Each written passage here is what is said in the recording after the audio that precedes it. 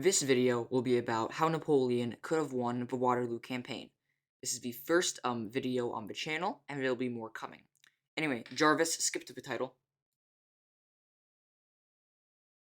For context, Napoleon was defeated in the Waterloo campaign in 1815, specifically majorly at the Battle of Waterloo. He was then exiled to St. Helena, where he died 6 years later. Anyway, let's move on to my first point of the video. Now, as for this, Napoleon in the real campaign had picked Marshal Michel Ney to lead his left wing of the army, and Grouchy to lead his right. These were by themselves good choices, but Napoleon had one general who he could use. Marshal Nicolas Davout had been left in Paris to organize the armies of France and make sure Napoleon wasn't the victim of a coup d'etat. However, having Grouchy, demoted to a lesser role, having Davout promoted to handling the right wing of the army does two things. First, it gives Napoleon a general who can command independently, which was rare, as the only generals who could command independently were Chousey and Davout. And secondly, it allows, a general who can do his job more effectively than Grouchy ended up doing. And I know the hate on Grouchy especially is a little bit much, but still, he did fail to pin the Prussians down. Now, we all remember how Napoleon lost the Battle of Waterloo because Grouchy wasn't able to link up with him and wasn't able to pin down the Prussian army. Well, having Davout there would have helped this case. Specifically because Davout has experience with winning while outnumbered, and again, he can do his job more effectively.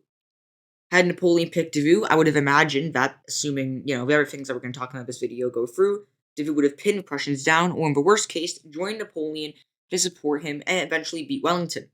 One could even make the case that had Davout been in charge of the entire campaign, he probably would have won. Which, yeah, Napoleon was only slightly better than Davout in commanding skill, in my opinion. But anyway, that ends this chapter. Let's move on to my next chapter, which will be about how we can fix Napoleon's mistakes. As for the battles Napoleon fought, I guess I'll start with battles that he didn't fight, the Battle of Quatre Bras. Now, in the real battle, to do a little TLDR, Marshal Michel Ney outnumbers the enemy, is supposed to take the Quatre Bras crossroads, but is too cautious, and ends up just kind of being a draw. So in real battle, we have to have Marshal Michel Ney go on the attack. Now, it is fair to say that the only reason Ney in real life didn't go on the, assault was because he probably thought the British had more troops than they did. And that's because many British skirmishers were hiding in, the long, tall grasses, and the terrain wasn't great for, seeing how big the enemy was. But regardless, Ney isn't exactly the type of person to, sit back on an attack regardless of the enemy's size, as shown in earlier battles. So he should immediately go on the attack and take the Quatre Bras crossroads, which he would have done given his numerical advantage and the superiority of the French army to the British army. And once he does that, we have to then go to Ligny. Now, Battle of Ligny is a bit more interesting, because if Napoleon can knock out a Prussian army here, he just has to focus on Wellington, who he'll probably beat. So at Ligny, Napoleon chose for a central assault to take the city of Ligny and Saint-Amand and push Blücher out of the campaign. However, although Napoleon was able to win the battle, he not only took too long to pursue the Prussian army, but also the battle in and of itself did not deal a crushing blow to Blücher's forces. Nevertheless, to edit this, we should probably have Napoleon set up west of Ligny instead of south of it. This leaves Blücher's troops completely dumbfounded, as they are unable to properly maneuver to face Napoleon on the west side. This allows Napoleon to probably capture something like 30,000 Prussians at a minimum.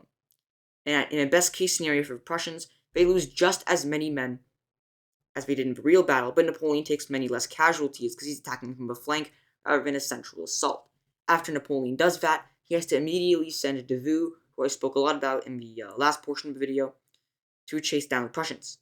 Once Davout does that, I'm pretty confident the Prussians won't be able to link up with the British at any point during the rest of the campaign, and Napoleon can defeat Wellington. Speaking of Napoleon defeating Wellington, at the Battle of Waterloo, we all know how it went.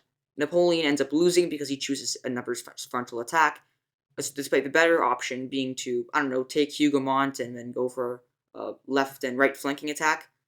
Regardless of which flanking attack he does, Wellington did have forces on his, right flank, so Napoleon might have not been able to push there, but he would have certainly been able to push on Wellington's left flank.